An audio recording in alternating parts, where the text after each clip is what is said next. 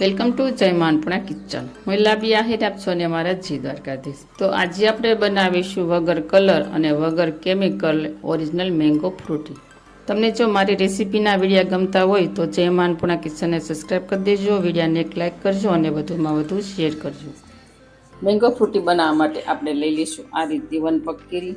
જો આપણે દાણેદાર હોય છે, જે દાણા પડેલા હોય છે ને કેરીમાં, એ રીતની આપણે કેરી લેવાની છે. તમારે જો 1 પગ કેરી ન લેવી હોય ને તો 1 કેરી ફૂલ પાકલ અને 1 કેરી કાચી રાજાપુરીની તમે લઈ શકો છો. અત્યારે તો મેં બંને કેરી 1 પગ જ લીધી છે. તો આપણે તેની સાલ ઉતારી નાખશું. મેંગો ફ્રૂટી તમે બહારની ખાઓ ને એના કરતાં ઘરે એકદમ સરસ અને ટેસ્ટી બને છે. અને આપણે ઘરમાં રહેલી સામગ્રીમાંથી જ બનાવવાની હોય છે. અને આ મેંગો ફ્રૂટી આપણે ઘરે એકદમ બધી શુદ્ધ વસ્તુમાંથી બને છે. એટલે તમારે બહાર પણ મેંગો ફ્રૂટી પીવા જવાની જરૂર નહીં પડે. આપણે બને ત્યાં સુધી ઘરની વસ્તુ જ આપણે ખાવાનો આગ્રહ રાખવો જોઈએ. અને ચોમાસામાં તો ખાસ આવી જ રીતે આપણે આછી સાલ ઉતારી લઈશું. શાક વડે ન ઉતારી હોય આવી રીતનું આવે છે સાલ ઉતારવાનું, તેમાંથી હું ઉતારી શકું. આ રીતની સાલ ઉતારી લઈશું કેરીમાંથી. કટ લગાવી દઈશું.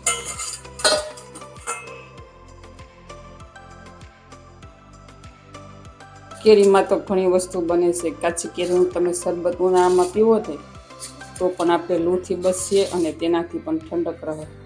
આ કેરી ફૂલ પાકી જાય ને એટલે એકદમ કેસર કેરી થઈ જાય છે. એટલે એનો આપણે કાજુ મેંગો પણ પીએ ને એ પણ બહુ સરસ ટેસ્ટી લાગે. અમે કાજુ મેંગો પણ ઘરે જ બનાવીએ છીએ. એટલે આપણે બંને કેરીને કટ લગાવી દઈશું. જો અહીંયા આપણે બંને કેરીને કટ કરી નાખી છે. હવે આ કેરીના ટુકડાને આપણે મિક્સર જારમાં ગ્રાઇન્ડ કરી લઈશું સરસ રીતે. તો જો અહીંયા આપણે મસ્ત મજાની કેરી ગ્રાઇન્ડ થઈ ગઈ છે. આપણે તેનો પલ આ રીતનો રહે એ રીતે રાખવાનો છે. હવે તેને ગણા વડે હવે ગાળી લઈશું આ રસને. કેરીના રેસા અથવા કોઈ ગઠ્ઠા રહી ગયા હોય ગણામાં સરસ રીતે ગળાઈ જાય.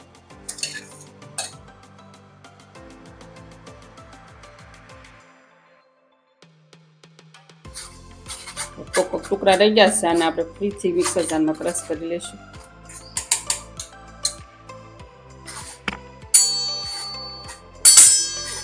તો જુઓ અહીંયા આપણે કેરીને ક્રશ કરી અને તેનો પોલ કાઢી નાખ્યો છે. અને આપણે તેને ગણા વડે ગાળી પણ નાખીએ છીએ. હવે આને આપણે ખાંડ નાખીશું આની અંદર. અહીંયા અમે 1/3 કપ ખાંડ લીધી છે. હવે આપણે તેને મિક્સ કરી દઈશું અને ગેસ ઉપર તેને ગરમ થવા માટે રાખી દઈશું. જો અહીંયા આપણી ખાંડ ઓગળવા લાગી છે. હવે આપણે આની અંદર હું 1 થી 1.5 ગ્લાસ જેટલું પાણી ઉમેરીશ. આપણે મેંગો ફ્રૂટની કન્સિસ્ટન્સી છે ને આપણે બહુ ઘાટી પણ નથી રાખવાની ને બહુ એકદમ આછી પણ નથી રાખવાની.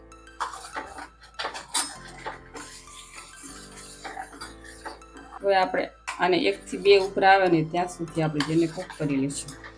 આ મેંગો ફ્રૂટી જો 5 થી 6 વર્ષના બાળકોને પીવાની હોય ને તો આની અંદર તમે સૂટ પાવડર પણ એડ કરી શકો છો. અત્યારે અમારે મોટા બાળકોને પીવાની છે એટલે મારે મોટા બાળકો છે એટલે હું આની અંદર ખાલી ફક્ત 5 ચમચી મરી પાવડર જ એડ કરું છું. આનાથી ટેસ્ટ સરસ આવશે. હવે આપણે આને કન્ટિન્યુ ચલાવતા રહીશું 5 મિનિટ સુધી. આ મેંગો ફ્રૂટી તમે છે ને 1 મહિના સુધી તમે આવી રીતે બનાવી અને સ્ટોર પણ કરી શકો છો. ગમે ત્યારે મહેમાન આવે એટલે થોડું પાણી ઉમેરી અને સર્વ કરવાનું. જો હવે ઉભરો આવી ગયો છે.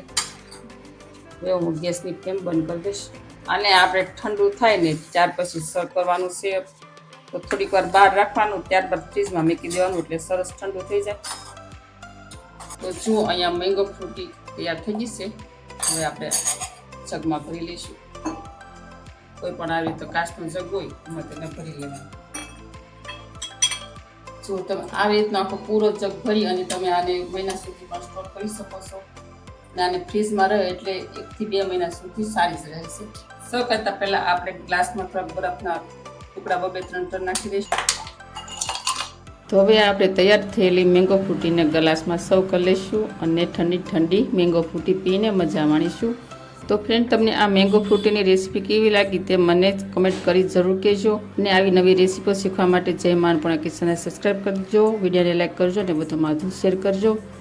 તો ફરી મળીશું નેક્સ્ટ વિડીયોમાં. ત્યાં સુધી થેન્ક યુ. જય દ્વારકાધીશ, જય સિયારામ.